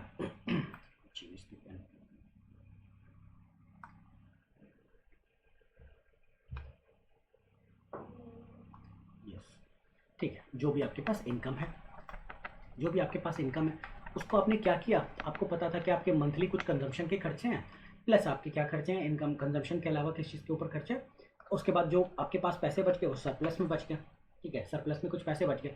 तो अगर आपकी 1 लाख की थी सैलरी, आपको पता है हर मंथ 25,000 तो कंजम्पशन में चला जाता है, सरप्लस में आपके पास क्या बच गया, 75,000 बच गया। अब इस सरप्लस अमाउंट का करना क्या है, इस सरप्लस अमाउंट का क्या करना है, ये चीज़ आप डिसाइड करोगे। तो सरप्लस अमाउंट का आप क्या करोगे अब सरप्लस अमाउंट आपके पास जो है, क्योंकि हम लोगों ने स्टार्टिंग में देखा था कि जो मनी है, जो कैश आपके पास पड़ा हुआ होता है, जो आपके पास कैश पड़ा हुआ है, ओके, अगर आप उसको अपने पास कैश की तरह रख लोगे तो क्या होगा, उसकी वैल्यू डिटेरियोरेट होगी। कैसे होगी, इन्फ्लेशन के थ्रू होगी। तो आप क्या करते हो, आप जो है कुछ एसेट में पैसे डालते हो सॉरी, एसेट में आप पैसे डालते हो। क्यों, एसेट कुछ भी हो सकता है, लेट्स सपोज कि आपने आपने बॉन्ड्स में इन्वेस्ट कर रखा है, आपने म्यूचुअल फंड में इन्वेस्ट कर रहा है, कहीं आपने इन्वेस्ट कर रखा है, आपने लैंड में इन्वेस्ट कर दिया, आपके पास जो सरप्लस पैसे थे, ठीक है, एक तो ये है। प्लस क्या है ना, ये तो आपने एसेट में इन्वेस्ट कर दिया, प्लस कुछ पैसे आपके पास जो सरप्लस में है उसको आप कैश की तरह अपने पास रखना चाहोगे, कुछ पैसे जो कैश की तरह आपके पास है वो आप रखना चाहोगे। किस चीज़ के लिए? स्पेकुलेशन के लिए रखा जाता है। स्पेकुलेशन का क्या मतलब होता है? स्पेकुलेशन का ये मतलब है कि कुछ पैसे आप अपने पास रखते हो ताकि आप किसी चीज़ में इन्वेस्ट कर सको फ्यूचर में। एक तो आपने अभी कर दिया, करके रखा हुआ है आपने, ठीक है, ये किया हुआ इन्वेस्टमेंट है, डन है ये, ठीक है। और जो स्पेकुलेशन में है वो टू बी डन वाला केस है कि आपने इस पैसे को रखा है कि मैं चेक करूंगा कि इकॉनमी किस तरफ जा रही है और जो चीज़ की ज़रूरत होगी, जहाँ इन्वेस्टमेंट ज़्यादा बेटर होगा, जहाँ पर से मुझे ज़्यादा प्रॉफिट मिल सकेगा, मैं वहाँ इन्वेस्ट करूँगा। तो invest in future invest in future के लिए आपने कुछ पैसे रखे हुए हैं अपने पास, इसके लिए आप कैश होल्ड करके रखे हुए अपने पास, ठीक है, ताकि आप फ्यूचर में इन्वेस्ट कर सको चीज़ों के ऊपर। Okay, this is speculative demand for money. आप स्पेकुलेशन फ्यूचर के इन्वेस्टमेंट के लिए जो आप कुछ स्पेकुलेशन के हिसाब से जो आप पैसे रखना चाहते हो, ओके, ठीक है, ये चीज़ है, दैट इज स्पेकुलेशन। तो टोटल जो आपका इनकम है आप उसका कुछ कंजम्पशन में कर रहे हो, बाद बाकी कुछ सरप्लस है, सरप्लस अमाउंट का आपने कुछ अभी इन्वेस्ट कर दिया है, कुछ आपने फ्यूचर के लिए बचा करके रखा है कि जो पैसे बचेंगे उसका हम लोग क्या करेंगे, तो कुछ इन्वेस्ट करेंगे फ्यूचर में। इस चीज़ को हम लोग बहुत अच्छे से समझेंगे बिकॉज इसके ऊपर बहुत सारा क्वेश्चन आ चुका है, ठीक है। तो दिस इज इट। तो बट क्या है कि स्पेकुलेटिव डिमांड का जो पर्पज़ है, जो ऑब्जेक्टिव है, वो ऑब्जेक्टिव क्या है? ऑब्जेक्टिव ये है ना कि मनी, ऑब्जेक्टिव ये है कि मनी जो आपके पास टुडे है, मनी टुडे जो आपके पास पड़े हुए है ना, वो जो मनी है ना, आप इसको फ्यूचर के लिए रख रहे हो ताकि आप इससे जो है फ्यूचर में, आप इससे जो है फ्यूचर में मनी क्रिएट कर सको। मनी से मनी क्रिएट करना, ठीक है। तो money today use to create future money, ठीक है, ये चीज़ है, ये ऑब्जेक्टिव है, ठीक है। आप अच्छा से जो है फ्यूचर में मनी क्रिएट करना चाहते हो। अगर आप मनी क्रिएट करना चाहते हो ना, तो आपको जो डिसीजंस है ना वो रैशनल लेना पड़ेगा। लेट्स सपोज कि किसी बॉन्ड की प्राइस बढ़ने वाली है, किसी बॉन्ड की प्राइस आपको लगता है कि बढ़ने वाला है, ठीक है, बॉन्ड का प्राइस बढ़ने वाला है, तो आपका डिसीजन क्या होगा कि मैं आज ही इन्वेस्ट कर दूं। कल आज 100 रुपये का खरीदा जाएगा ये बॉन्ड और इस पर 10% का इंटरेस्ट रेट था, तो 100 का 110 मिलता आज, ठीक है। आपको लग रहा है कि कल जो है ना इस बॉन्ड की प्राइस बढ़ने वाली है, तो आप क्या करोगे, आज ही इन्वेस्ट करोगे, ठीक है। अगर आप कल के लिए वेट करोगे तो लेट्स सपोज कि कल उस बॉन्ड की प्राइस 105 रुपये हो जाएगी, बट आपको इनकम अभी भी कितना मिलेगा, 10% का, तो 110 रुपया। 105 पे आपने 110 कमाए, दैट इज प्रॉफिट 5 रुपये कमाए। 100 पे आपने 110 कमाया था, तो आपके प्रॉफिट क्या थे, 10 रुपये थे। तो आप क्या करोगे, आप डिसीजन रैशनली लोगे। रैशनल डिसीजन मेकर होने चाहिए। रैशनल डिसीजन मेकर बोलेगा कि अगर बॉन्ड का प्राइस बढ़ने वाला है तो मैं आज ही इन्वेस्ट कर दूँ। ये क्या है, this rational decision making is the assumption. Assumption ये है कि स्पेकुलेटिव डिमांड के लिए जिस बंदे या बंदी ने पैसा रखा है, वो स्पेकुलेशन करना चाहता है, वो एक रैशनल डिसीजन मेकर है, ठीक है। इकोनॉमिक पॉइंट ऑफ व्यू से हो सकता है कि डिसीजन उसका गलत निकल जाए, ठीक है। उसने सोचा कि बॉन्ड के प्राइस बढ़ेंगे, बट हो सकता है कि बॉन्ड के प्राइस नीचे भी चले जाए, बट स्टिल वो जो डिसीजन है वो रैशनली लिया हुआ हो, ओके। बिकॉज इकोनॉमी में क्या चीज़ ऊपर जाएगी या नीचे जाएगी वो मल्टीपल फैक्टर्स पर डिपेंड करता है, ओके। ये सारी चीज़ें हैं। तो एजम्पशन क्या है स्पेकुलेटिव डिमांड ऑफ मनी में, that the actor is what, that the actor is rational here. Actor क्या है, रैशनल है, ठीक है, ये है। ऑब्जेक्टिव क्या था, जो आज मैंने पैसे होल्ड कर रखे हैं, मनी टुडे होल्डेड, जो होल्ड कर रखा है, ताकि इसको मैं यूज करके फ्यूचर में मनी का क्रिएशन करूंगा, फ्यूचर में मनी का क्रिएशन करूंगा। जैसे आप देखो, आपने 100 रुपीज़ को यूज करके 110 रुपये कमा लिए थे, 105 को यूज करके 110 कमा लिया था, तो आपने फ्यूचर में मनी का क्रिएशन किया, ओके, ये चीज़ है, ठीक है। अब स्टार्ट होगा जो सबसे इंपॉर्टेंट चीज़ है स्पेकुलेटिव डिमांड का, स्पेकुलेटिव डिमांड का, ओके। तो आप इकोनॉमी में देखोगे ना कि जो आपके पास सरप्लस पैसे पड़े हुए हैं, सरप्लस पैसे पड़े हुए हैं, उसका आप करोगे क्या। जो सरप्लस पैसे पड़े हुए हैं तो उसका आप क्या कर रहे थे, आप एसेट में इन्वेस्ट कर रहे थे। मैंने क्या बोला, टुडे आप क्या कर रहे हो, सरप्लस पैसे का आप दो काम कर रहे थे। आप एसेट में आज इन्वेस्ट कर रहे हो और आप क्या कर रहे हो, कुछ पैसे कैश होल्ड कर रहे हो, कैश होल्डेड फॉर स्पेकुलेशन, ठीक है। अब इस एसेट की बात करते हैं, जो सरप्लस अमाउंट है, ठीक है, इसमें जो एसेट आपने खरीद रखा है, वो एसेट आप खरीद रहे हो, वो एसेट आप किस किस तरीके से, कहाँ पे आप इन्वेस्ट कर सकते हो, ठीक है। तो हम लोग दो एग्जांपल केस स्टडी लेते हैं कि दो इकोनॉमी का ऐसा जगह लेते हैं जहाँ पे आप अपने सरप्लस मनी को एसेट के लिए जो है यूज़ करोगे। So the first thing here is कि आप एक तरीके से समझ लो कि बैंक है, ठीक है, एंड द सेकेंड इज यहाँ पे बॉन्ड मार्केट है, लेट्स सपोज, ठीक है, बॉन्ड मार्केट। कोई भी एसेट का जो मार्केट है ना वो इसी तरीके से काम करेगा, वो लैंड का मार्केट हो, वो कोई भी और मार्केट हो। हम लोग दो एग्जांपल ले रहे हैं, बैंक का और बॉन्ड मार्केट का, सिंप्लिसिटी के लिए कि आप समझ पाओगे कि किस तरीके से डिसीजन लिया जाएगा। ठीक है, आपके जो सरप्लस पैसे हैं, आप आज को उसका कुछ एसेट खरीदना चाह रहे हो, अब एसेट का प्राइस अब कैसे ऊपर जाता है नीचे होता है, इसी से यूपीएससी ने मल्टीपल क्वेश्चन पूछा, इसी से। ठीक है, बैंक का, तो बैंक की अगर हम लोग बैंक का हम लोग केस देखेंगे बैंक का केस देखेंगे तो बैंक में क्या है कि बैंक में कैसा होता है कि आपको जितने मन उतने पैसे आप जो जमा कर सकते हो। दैट इज, बैंक में आप अनलिमिटेड मनी जो है इन्वेस्ट कर सकते हो, अनलिमिटेड मनी जो है इन्वेस्ट कर सकते हो। और क्या है कि काइंड ऑफ रिस्क फ्री है, रिस्क फ्री है। ठीक है, नॉट कंप्लीटली रिस्क फ्री, कुछ भी ऐसा इकोनॉमी में है ही नहीं जो कंप्लीटली रिस्क फ्री है। ठीक है, but by and large economy ठीक फंक्शन कर रही है तो रिस्क फ्री है। ठीक है, और इसमें क्या है, बैंक में अगर आप पैसे रख रहे हो तो वो आपको कुछ इंटरेस्ट रेट देता है। लेट्स सपोज कि सेविंग्स अकाउंट की बात करते हैं, सेविंग्स अकाउंट पे लेट्स सपोज कि जो आपको पैसे मिल रहे हैं वो लेट्स सपोज आपको मिल रहा है 5% पे। ठीक है, आपने सेविंग्स अकाउंट में नहीं रखा है, हम लोग अच्छा एग्जांपल लेते हैं, दैट इज आपने एफडी अकाउंट में रखा है, एफडी अकाउंट में ऑलमोस्ट 5% का इंटरेस्ट रेट मिल रहा होता है। ठीक है, एक तो ये तरीका है, एक तो यहाँ आप इन्वेस्ट कर सकते हो।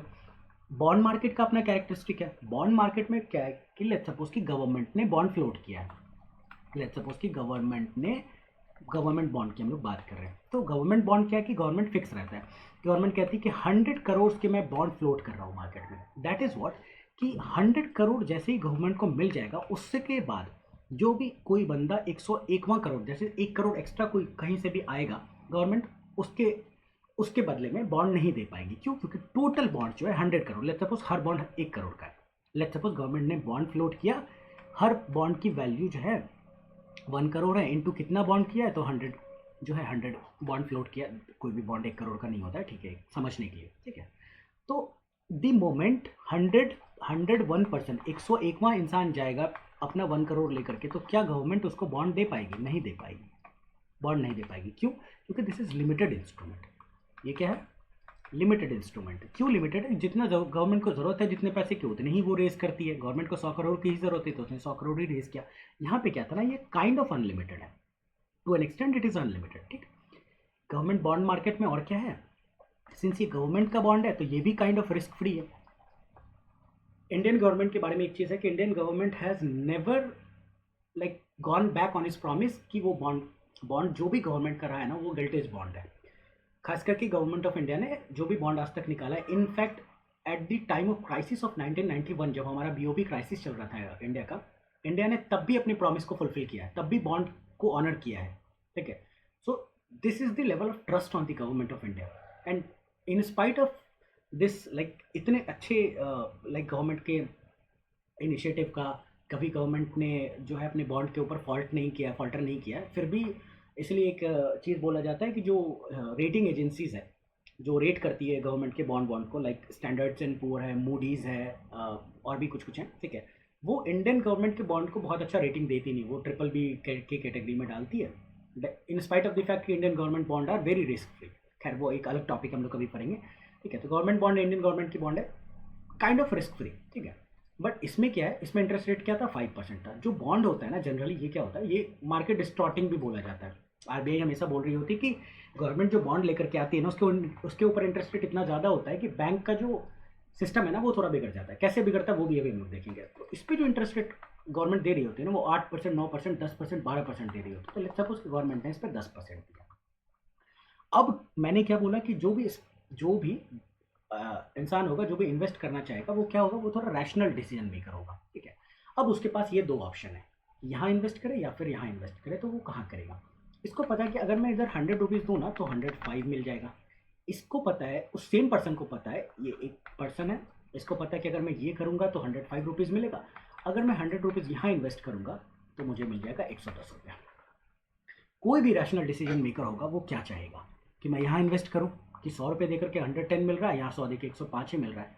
तो ये पर्सन क्या करेगा, ये कैलकुलेट करेगा कि अगर मुझे बैंक से 110 लेना होता तो मुझे कितना पैसा देना पड़ता। अगर मुझे बैंक से 100 जो है आपको, अगर मुझे बैंक से 110 चाहिए होता तो कितना रुपया देना पड़ता। ठीक है, सो 105 रुपीज़ मिला था 100 रुपीज़ पे, 100 रुपीज़ देने पे 105 रुपीज़ मिला था 100 रुपीज़ देने पे, तो 1 रुपीज़ कितने पे मिलेगा, कितना रुपया देने पे, तो 100 डिवाइडेड बाय 105 करोगे तो जो है 1 रुपया मिलेगा। Unitary method simple. तो ये जो डिसीजन मेकर है ये डिसाइड कर रहा है कि अगर यहाँ पे तो 110 मिल रहा है, अगर सेम 110 मुझे बैंक से लेना होता तो कितना देना पड़ता, तो ये डिसाइड करेगा कि 100 divided by 105 into 110, simple calculation सी सेट। ठीक है, तो ये कितना निकल करके आएगा, कितना निकल करके आएगा, that would be somewhere around, जो है ना ये आपको निकल करके आएगा 104.77 के आसपास में निकल करके आता है। ठीक है, 104.77 के आसपास निकल करके आता है। मोटा मोटी हम लोग मान के चलते हैं कि 105 रुपया। ठीक है, रफली मान के चलते हैं कि 105 रुपया। दैट इज अगर बैंक से 110 रुपये कमाने हैं ना तो इसको कितना देना पड़ेगा, 105 रुपया देना पड़ेगा ताकि वो 110 कमा पाए। यहाँ कितना देना पड़ा, 100 ही देना पड़ा ताकि वो 110 कमा पाए। ठीक है, अब सेम चीज़ में हम लोग डील कर रहे हैं। हम लोगों ने ये वाला कैलकुलेशन क्यों किया, क्योंकि हम लोग जानना चाहते थे कि 110 यहाँ कमाने के लिए कितना देना पड़ेगा, 110 यहाँ कमाने के लिए, सेम एंटिटी को सेम करने के लिए, ताकि कंपेयर कर सके बहुत आसानी से। ठीक है, ताकि कंपेयर कर सके। तो यहाँ हम लोगों ने क्या देखा, 110 रुपये कमाने के लिए 100 रुपया देना पड़ा, और यहाँ 110 रुपये कमाने के लिए 105 रुपया देना पड़ा।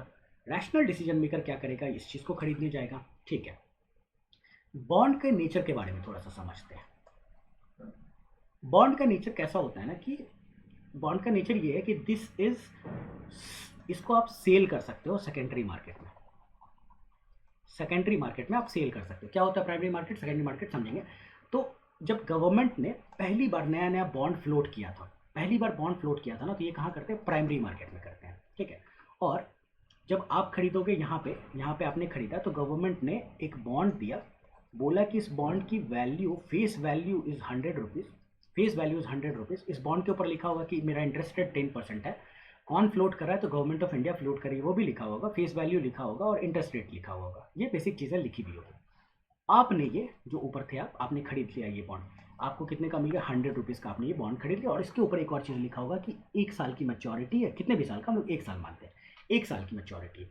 दैट मीन्स ये बॉन्ड क्या प्रॉमिस कर रहा है कि आप प्लस 1 ईयर के बाद आओगे ना मेरे पास, तो आपको मैं आपका 100 रुपीज़ जो प्रिंसिपल अमाउंट था वो दूंगा, plus 10% on this principle amount देंगे। 10% of 100 is 10 rupees. That is government 1 साल के पास जाओगे तो 110 रुपये देगी, ये गवर्नमेंट का प्रॉमिस है।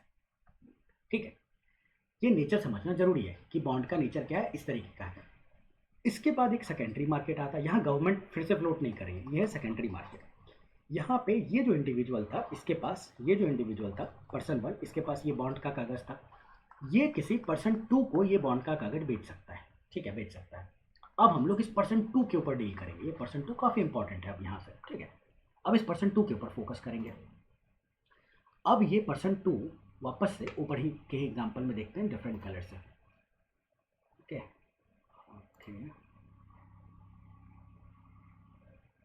ठीक है,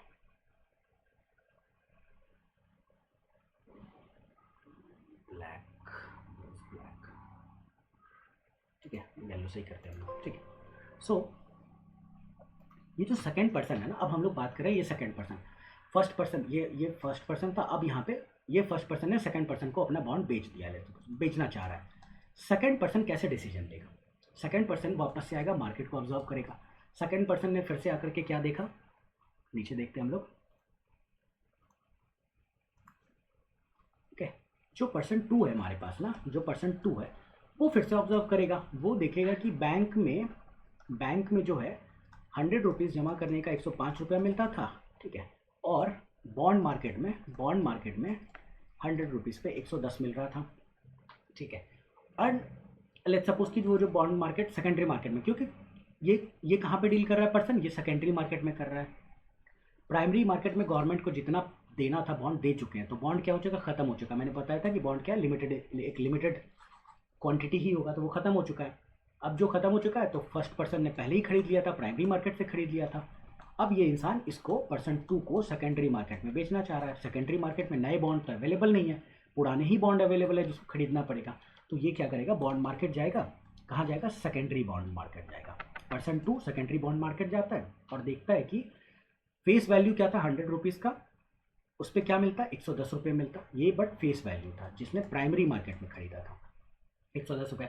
तो बैंक से इसको क्या होता, सेम कैलकुलेशन, ये फिर से देखता कि अगर मुझे बैंक से 110 कमाना है तो कितना देना पड़ेगा। तो बैंक से अगर 110 कमाने के लिए इसको कितना देना पड़ता, तो 104.77 था, जिसको हम लोगों ने 104.7 के आसपास आ रहा था, जिसको हम लोगों ने 105 माना, ठीक है। तो 105 देना पड़ेगा 110 कमाने के लिए, और यहाँ पे जो है 110 कमाने के लिए 100 देना पड़ता। बट अब सेकेंडरी मार्केट में ये खरीद रहा है, तो जो फर्स्ट पर्सन था, जो फर्स्ट पर्सन है, ये बोलेगा कि यस मैं अपना बॉन्ड तुमको दूंगा, ये अपना बॉन्ड दूंगा जिसका फेस वैल्यू 100 रुपीज़ है, बड़ा सा कर लेते हैं, ठीक है, जिसका फेस वैल्यू 100 रुपीज़ है, ठीक है, फर्स्ट पर्सन बोलेगा, जिसके ऊपर 10% का इंटरेस्ट रेट है, जिसकी मैच्योरिटी 1 साल की है, ये सारा है इंटरेस्ट रेट एंड मैच्योरिटी, ठीक है, टर्म।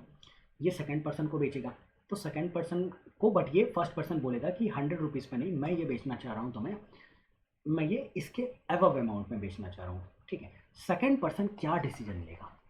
ये कह रहा है कि मैं 100 पे नहीं बेचूंगा, मैंने 100 पे खरीदा है बट मैं 100 पे नहीं बेचूंगा, मैं 100 से ऊपर बेच रहा हूँ। सेकंड पर्सन क्या ये डिसीजन लेगा 100 के ऊपर खरीदने का, वो आपको समझना इंपॉर्टेंट है, ओके, कि क्या सेकंड पर्सन का क्या डिसीजन होगा, क्योंकि सेकंड पर्सन भी एक रैशनल डिसीजन मेकर हम लोग मान रहे हैं। तो जो ये सेकंड पर्सन है, ये सोचेगा कि ठीक है, अगर मैं बैंक में होता तो मुझे 105 देना पड़ता 110 खरीदने के लिए, ये 100 से ऊपर, ये जो फर्स्ट पर्सन है, ये 100 से ऊपर कहाँ तक बेचेगा? अगर 105 तक भी बेचा ना, तो मैं ये इस बॉन्ड को खरीद लूँगा। तो सेकंड पर्सन जो है, फर्स्ट पर्सन ने अगर सेकंड पर्सन को ये जो है 101 में बेचा तो भी फ़ायदा है, 102 में बेचा तो भी फ़ायदा है, 103 में बेचा तो भी फ़ायदा है, 104 में बेचा तो भी फ़ायदा है, लास्ट कहाँ पे खरीदेगा? 104.99 जैसा कुछ अमाउंट, 105 के आसपास जो हम लोग मान रहे थे, ठीक है, कहाँ तक? तो 105 तक। क्यों? क्योंकि इसको लगा कि ठीक है 101 में भी मैं खरीदूँ तो मिलना कितना है, मिलना कितना होता है, मिलना तो होता है फेस वैल्यू पे, फेस वैल्यू पे 10% मिलना है 1 साल के बाद, दैट इज मिलना तो 1 साल के बाद 110 है। अब वो पर्सन 1 होल्ड करे या पर्सन 2 होल्ड करे, जो भी होल्ड करे, मिलना कितना है? 110 रुपया। तो इसका डिसीजन क्या होगा as a rational decision maker, कि 101 में भी अगर मुझे मिल रहा है ना, 100 की जगह 101 में भी मिल रहा है, तो भी प्रॉफिट क्या हो जाएगा? 9 रुपये का। 102 में खरीद लूँ तो कितना प्रॉफिट हो जाएगा? 8 रुपीज़ का। 103 में खरीद लूँ तो 7 रुपये का प्रॉफिट हो जाएगा। 104 में खरीद लूँ तो कितने रुपए का प्रॉफिट हो जाएगा? तो 6 रुपये का प्रॉफिट हो जाएगा, ठीक है। 105 में खरीदूँ तो 5 रुपये का प्रॉफिट हो जाएगा। क्या इसके बाद पर्सन 2 खरीदना चाहेगा पर्सन 1 से? नहीं। क्यों नहीं? बिकॉज द मोमेंट पर्सन 1 ने पर्सन 2 को 106 में बेचा, लेट्स सपोज, ठीक है, 110, तो इससे अच्छा तो बैंक है फिर। क्यों? क्योंकि बैंक में भी तो 105 पे 110 मिल ही रहा था, और बैंक में अच्छा चीज़ क्या है कि बैंक में अनलिमिटेड है, आपको जितने पैसे इन्वेस्ट करने हैं वो ज़्यादा है, plus bank is risk free, ज़्यादा रिस्क फ्री है, बहुत अच्छा रिस्क फ्री बैंक है, ठीक है। तो इसके बियॉन्ड जो है वो डिसीजन को नहीं लेगा वो पर्सन, रैशनल डिसीजन मेकर, कि बोलेगा कि ठीक है 100 का बॉन्ड था, प्राइस बॉन्ड का एक्चुअल प्राइस 100 रुपये था, तुम 101 में बेच दो तो मैं ले लूँगा, 102 में दो तो भी, 103 में तो भी, 104 में तो भी, 105 में तो भी। 105 के बाद लेना वो एक रैशनल डिसीजन मेकर नहीं होगा इकोनॉमी का, ठीक है। ये चीज़ है। इससे हम लोगों ने क्या देखा है कि इससे कुछ कुछ चीज़ों को हम लोग को समझना है कि ये जो चीज़ है ना, this is yield, this is what. अब कुछ कुछ कॉन्सेप्ट को इंट्रोड्यूस करते हैं। ईल्ड यूपीएससी क्वेश्चन पूछ चुकी है, वेरी इंपॉर्टेंट। ईल्ड क्या होता है? ईल्ड है कि प्राइस जो है आपको रिसीव्ड होना है मैच्योरिटी पे, price received on maturity minus price paid, ठीक है, जो प्राइस पेड है, price paid to purchase bond, ये हो जाएगा ईल्ड। वेरी इंपॉर्टेंट, ठीक है। तो प्राइस रिसीव्ड ऑन मैच्योरिटी तो फिक्स रहता है, वो तो फिक्स है। ऑन मैच्योरिटी प्राइस कितना रिसीव होना है वो फेस वैल्यू पर डिपेंड करता है, दो चीज़ फिक्स है। इस बॉन्ड का दो चीज़ फिक्स्ड है, कि फेस वैल्यू 100 रुपीज़ की है वो फिक्स है, इसका रेट ऑफ इंटरेस्ट फिक्स है 10% का, और ये जो इसका मैच्योरिटी है, टर्म जो है वो 1 साल का, वो फिक्स है। इससे क्या निकल कर क्या है कि 1 साल के बाद 110 रुपया मिलेगा, ये तो फिक्स अमाउंट है। क्यों फिक्स है? क्योंकि फेस वैल्यू पे 10% मिलता है, फेस वैल्यू भी फिक्स है, रेट ऑफ इंटरेस्ट भी फिक्स है, therefore this amount is always fixed, ठीक है। Minus price paid to purchase bond, तो जिसने 100 रुपीज़ पे एक्चुअल कस्टमर पर्सन 1 ने खरीदा था, तो उसको ईल्ड क्या है? 10 रुपये का है। सेकंड ने कितने पे खरीदा? 101 पे खरीदा, तो उसको कितने रुपए का ईल्ड है? 9 रुपीज़ का प्रॉफिट। ईल्ड क्या? ईल्ड एक तरीके से प्रॉफिट है, समझ लो, ठीक है। पर्सन 2 जो 102 रुपये का, दैट इज 8 रुपये का, ऐसे कर करके हम लोग देखते रहेंगे, ठीक है। ये तरीके ये है हो जाएगा ईल्ड, ठीक है। That is price received on maturity minus price paid to purchase the bond. Person 1 ने इतने पे खरीदा था, पर्सन 2 ने इतने पे खरीदा, पर्सन 3 इतने पे खरीद रहा होगा, ठीक है, इस तरीके से चलेगा, दैट इज कॉल्ड ईल्ड। तो एक तो ये कॉन्सेप्ट हो गया, ओके। और एक और कॉन्सेप्ट हम लोग देख लेते हैं कि प्रीमियम क्या होता है। फिर प्रीमियम क्या होता है? प्रीमियम होता है कि price paid to purchase bond minus उसकी जो फेस वैल्यू है, माइनस जो उसकी फेस वैल्यू, ये हो जाएगा प्रीमियम। कि फेस वैल्यू से कितना ऊपर आपने इस बॉन्ड को खरीदा है। सेकेंडरी मार्केट में जब वो रैशनल डिसीजन मेकर डिसाइड कर रहा था कि 100 से लेके 105 तक कहीं भी मुझे वो पैसा कहीं पे भी जो वो बॉन्ड बेचा जाएगा तो मैं खरीद लूँगा। तो प्राइस पेड कितना? तो लेट्स सपोज कि 105 रुपये पे बॉन्ड खरीद लिया पर्सन 2 ने सेकेंडरी मार्केट में। फेस वैल्यू क्या था? 100 का। फेस वैल्यू क्या होगा? हमेशा फिक्स होगा। तो प्रीमियम क्या हो जाएगा? 5 रुपीज़ का हो जाएगा। अच्छा, लेट्स सपोज कि जो बेचा गया था वो 104 पे बेचा गया था, फेस वैल्यू क्या है? 100, तो ये प्रीमियम क्या हो जाएगा? 4 रुपीज़। कितना price paid to purchase bond? 103 minus 100, premium क्या है? 3 रुपीज़। 102 पे खरीदा, प्रीमियम क्या हो जाएगा? 2 रुपये का। 101 पे खरीदा, प्रीमियम क्या था? 1 रुपीज़ था। ठीक है। अच्छा, 100 पे फर्स्ट पर्सन ने खरीदा, उसने और उतने पे ही बेचा गया, लेट्स सपोज उतने पे ही बेच भी दिएगा, तो प्रीमियम क्या हो जाएगा? 0 हो जाएगा। ये होता है प्रीमियम। ओके, दो इंपॉर्टेंट चीज़ है विच इज़ वेरी इंपॉर्टेंट। ठीक है, these are two very important thing. कि प्रीमियम क्या है? कि प्रीमियम है कि फेस वैल्यू से आप कितना ज़्यादा पैसे पे उस चीज़ को खरीद रहे हो। फेस वैल्यू, बॉन्ड का जो फेस वैल्यू उससे कितना ज़्यादा पे खरीद रहे हो। यील्ड क्या होता है?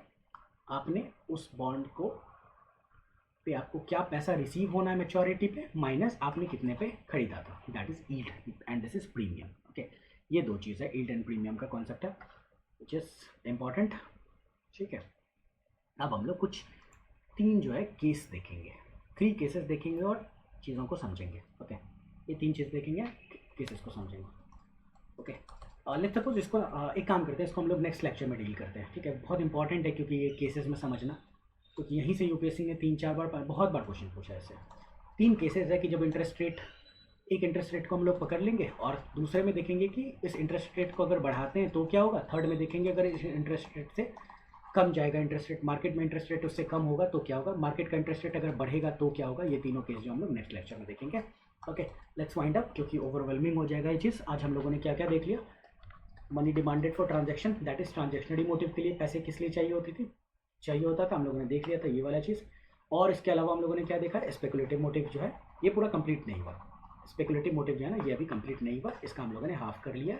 ओके, इसमें हम लोगों ने yield, premium, primary market, secondary market, ये सारी चीज़ें देख ली। ओके क्लास, तो हम लोग इसको थोड़ा वाइंड अप करते हैं आज के लिए। Okay, thank you.